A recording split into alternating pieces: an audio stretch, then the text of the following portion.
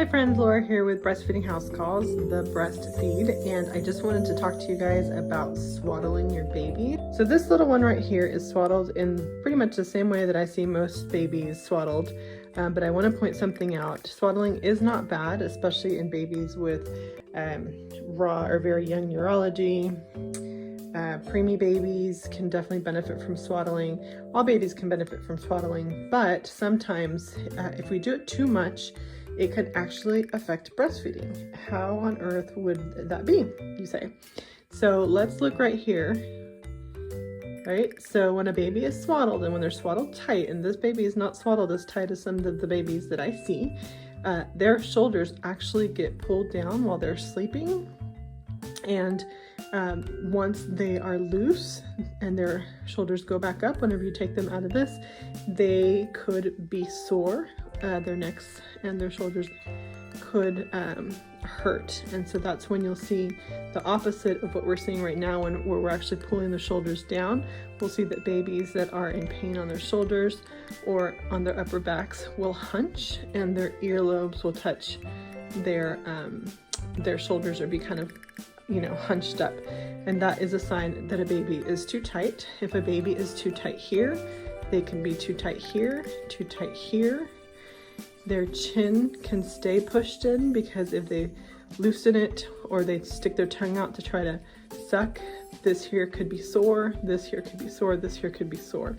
So imagine if you were, you know, kind of in a straight jacket all night long, very, very tight right here in your shoulders, and all of a sudden you were let loose, chances are that you would have some sort of tension back in here. So my recommendation is that you, whenever you swaddle your babies, after, you know, the initial period of them needing to be swaddled, or, you know, some babies don't like it, but that you would actually only swaddle them with their arms loose, like this. With the swaddle underneath their armpits would be great.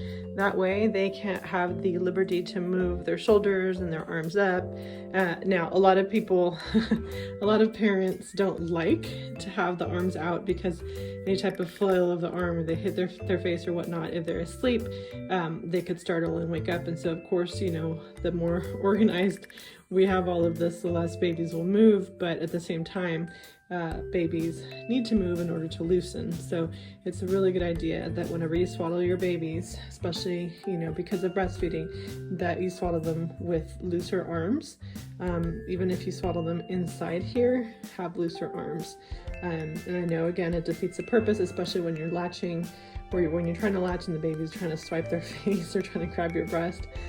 It's helpful to have the arms down, but if they're spending way too much time with their arms down or tight across them, that can actually backfire, and it can cause soreness in their shoulders, in their necks, in their jaws.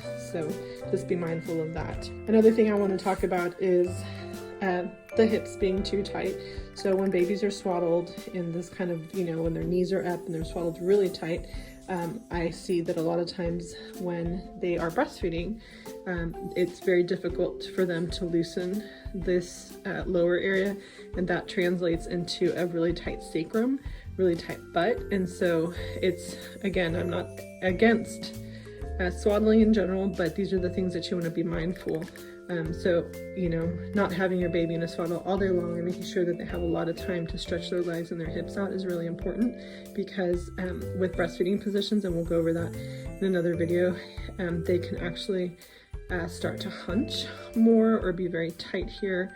And believe it or not, any type of tension or tightness in their lower body can translate to tension up their back, up their neck, into their jaw, shoulders, armpits. And all of those parts need to move loosely and relaxed in order for a jaw to come forward while a baby is nursing. Having a baby in a swing or a chair is also something that we worry about with shoulders, just because their shoulders tend to be, you know, brought up like this in a chair or a swing, and that can impact their comfort level on their back, upper back, lower back, and even their bum. So I hope this video gave you some thoughts regarding swaddling, and maybe will help you troubleshoot some of the reasons why your baby may be tight while they nurse.